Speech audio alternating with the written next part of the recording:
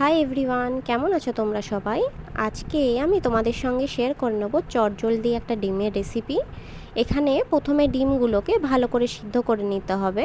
তারপর ওটাকে দেখো যেরকম করে কুচিয়ে নিয়েছি ওরকম কুচিয়ে নিতে হবে। তারপর একটু তেলে ভালো করে ভেজে নিতে হবে।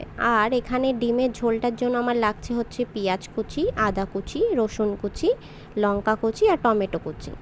এগুলোকে ভালো করে তেলে দিয়ে একটু কষিয়ে নিতে হবে। তারপর ওটার মধ্যে কষানো হয়ে গেলে দিয়ে দিতে হবে একটু হলুদ গুঁড়ো আর একটু লঙ্কা গুঁড়ো। ব্যাস ভালো করে কষিয়ে নিয়ে জিনিসটাকে তারপর ওটাতে জল ঢেলে দিতে হবে। জলটা একটু ভালো করে ফুটে গেলে তারপর ওর মধ্যে দিয়ে দিতে হবে সেই ডিমগুলো।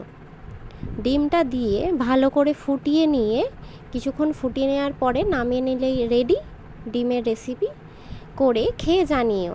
ওকে, টাটা, বাই।